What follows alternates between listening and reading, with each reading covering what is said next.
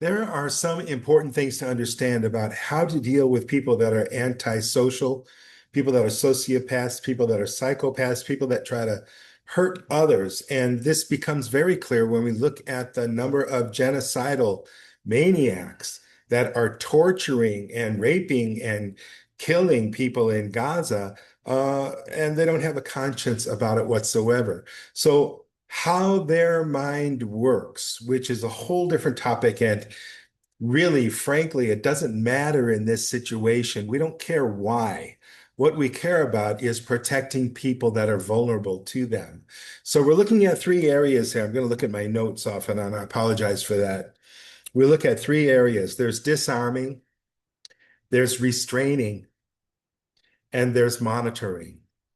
So let's bring this down because the international community of countries is absolutely incompetent and absolutely incapable. They've been bought. They don't care. These are rich people. These are people with powerful friends. These are people with mansions. These are people that don't live in the real world. And they're making the decisions. And that's a huge problem. And that's completely wrong. But we're not going to deal with that in this topic. With this topic, we're really dealing with how to deal with somebody. We'll bring it down to our local community. And in our local community that we've defined, okay, these are the people in our community that we care about, that we interact with, that we buy and sell, that we meet with, that we have, we educate each other and we help to learn about what's going on in the world, what's going on, especially in our community locally. And we also have entertainment together. Maybe we'll have a party, we'll have dances or whatever we'll do educationally. And also, we provide for each other when it comes to clean water, when it comes to nutritious food, when it comes to shelter. Everybody in our community should be taken care of. Food, clothing, shelter, security. And security is the part we're talking about right now. So if we got a bad guy in our community who's robbed some homes, let's say, for example, how do we handle that? And the first part is disarming. Now let's look at, for example, what happens with our current, before we go into the right way to handle this, let's look at what the government is doing, which is completely 100% incompetent. Why? You've heard of recidivism, right? Recidivism. Recidivism is when someone goes to prison and then they're released from prison, but they go right back to a life of crime. What do you think the percentage is? Do you think it's like 12%? You think it's like 20%? Within the next 5 years after they're released from prison.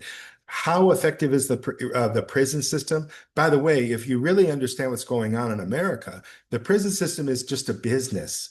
It has nothing to do with helping people. It has nothing to do with helping communities. It has nothing to do with protecting people. It has nothing to do with making the world a better place or America a better place. It has nothing to do with that. It's about people making money, and it's about a bunch of sadistic maniacs beating the crap out of people, putting them in cages and making them even worse, even though they could be rehabilitated. A lot of them could be rehabilitated.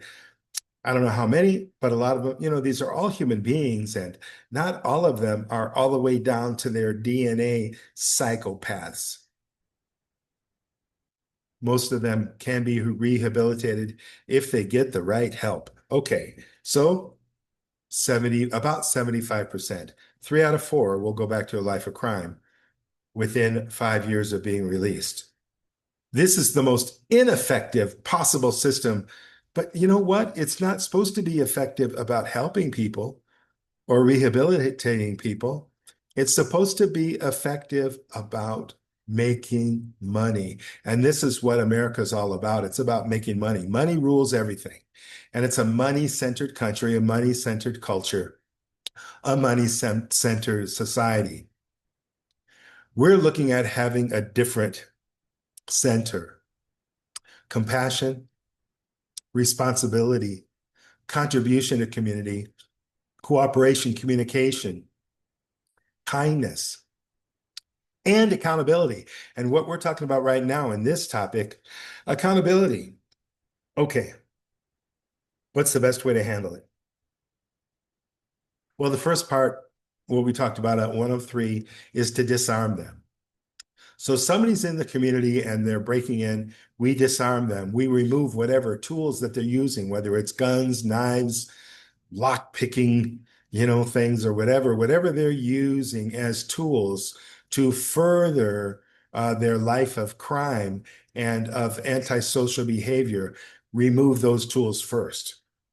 That's like if a guy's in the middle of the street shooting people, or he's in the shopping mall shooting people, you gang up on him and take his gun away, take his knife away, take his rifle away, whatever it is. Disarm first so that he can't do any further harm right now, right here in this situation. Second is restrain. Okay, I'm looking at my notes. I apologize. Restrain, which is removing their ability to get um, uh, arms again, remove their ability to get these weapons, get these tools to hurt others, to cheat others, to steal, whatever it is. You restrain them, you hold them back, okay? You limit their ability. And then third, you monitor, you watch them. Now, if you're in a real community, not a fake community, not something that's dependent upon a police station 30 miles away or police that don't know what's going on, people that are incapable of that really dealing, you'll see policemen beating the crap out of somebody or killing somebody as they reach for their wallet. You see how incompetent this system is. Now, the police otherwise might be good people. A lot of them are total sadistic maniacs. And you see that in videos all over YouTube. But there are some good police too. But if you're in a situation, I know if I was in a situation where I was dealing with crazy maniacs by myself all the time that I had no idea who they were, I would have an itchy trigger finger. I would be like, wait a second, is this guy going to try to kill me? Is this a safe situation? So you have to hand it to the most of the police that are good people. Look, they're just defending themselves because they're dealing with crazy maniacs all the time that they can't trust, that they don't know. If we have a real community, we know who these people are because we're aware of the people in our community. And if they're not from our community, we have our local security forces. We have our armed militia that is able to defend our local community. Say, who are you? What are you doing here? And they have to answer to that if we don't know who you are. Excuse me. Once we know who you are, then it's okay. We know what to expect. And if there's any problems that come up, and if you're a serial maniac, you know, the odds are against you having the freedom to function in the community in any real way, like the rest of the community, if we know that you're a danger to us. We know that local in our community. See, here's a key distinction that you've got to understand. We know that in our local community, who it is that is the troublemakers. 99% of the people really are not. They cooperate, they communicate, they have good intentions. But there are a certain percentage that just have bad intentions. They just are getting into trouble all the time. And these are the people that need to be monitored. So we monitor them however that can be. And you know what? When you are an antisocial person, when you are hurting other people, if you are a detriment to our community, our local community, you're going to face the consequences of that. You're going to be held accountable. And we don't forget, and we watch you. So you get a chance to redeem yourself or have your ability to hurt other people more and more and more limited because we're watching you. This also could apply on an international country scale, where there are countries that are getting involved in wars. And it's really an invasion and a massacre and a genocide. It's not really, war implies the idea, oh, these guys like this team and these guys like that the team, like it's some kind of an equal competition. No, we haven't really seen much of that. What we do see, though, is countries invading and taking over and slaughtering other countries because they want to expand because they got some dream about, oh, we should have this power, we should have that power. And the psychos in charge, the tyrants in charge, are leading a bunch of misinformed, ignorant soldiers that are getting paid to go and kill. So, what's the key part of that?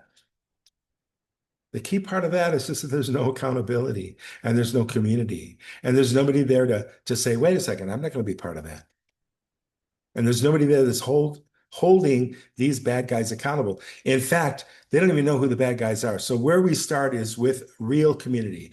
We focus on real community and we focus on handling the sociopaths that are in our midst. We just focus on that because we know who they are. We know what they've done and we hold them accountable. Disarm, restrain, monitor. That's how you handle it.